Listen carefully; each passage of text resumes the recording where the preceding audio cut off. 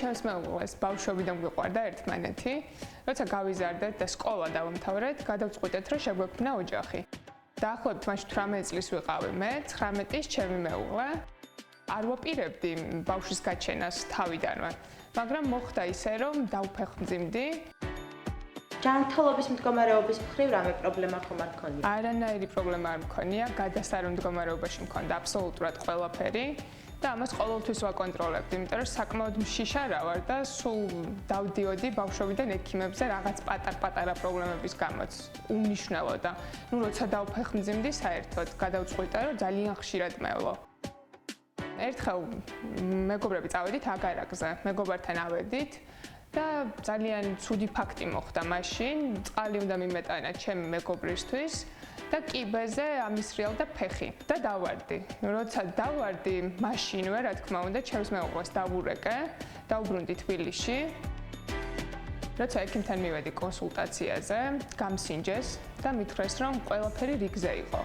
თუმცა რამდენიმე დღეში, დაახლოებით 3 დღეში, გაირკვა, რომ სამწუხაროდ ნაყოფი დავკარგე.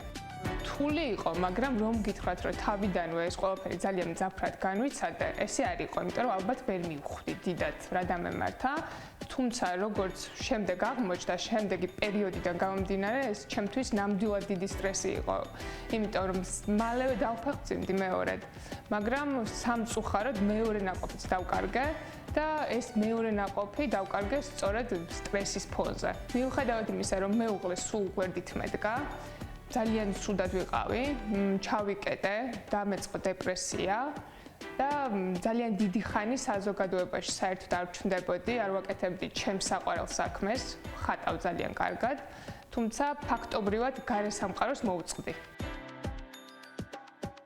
ფსიქოლოგთან კონსულტაცია თუ გინდა? ფსიქოლოგთან კონსულტაცია რა თქმა უნდა მიცდია, ჩემი მეუღლის დახმარებით მე მივედი ფსიქოლოგთან.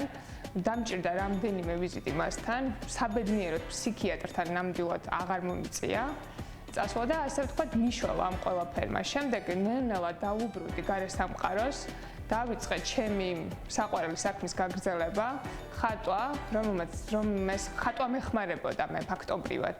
და ნელ-ნელა მეგობრებსაც ვნახულობდი, ოჯახის წევრებთანაც დავუბრუნდი, ესე ვთქვათ, და გავხდი კონტაქტური. ეხლა ვარ 23 წლის უკვე. და საკმაოდ ესე შეგნებულად, დაგეგმილად მინდა რომ გვინდა მე და ჩემს მეუღლეს რომ ბავშვი ყავდეს, ასე რომ მინდა გითხრათ რომ აღარ მეშინია. იმიტომ რომ მე ღმად მჯერა რომ ცხოვრებაში ყველაფერი არ შეიძლება ყოველთვის ცუდად ხდებოდეს. და ვცხოვრობთ მე და ჩემი მეუღლე უკეთესი მომავლის იმედით და მე მჯერა რომ გვეყოლება ძალიან კარგი და ჯანმრთელი ბავშვი ძალიან მალე.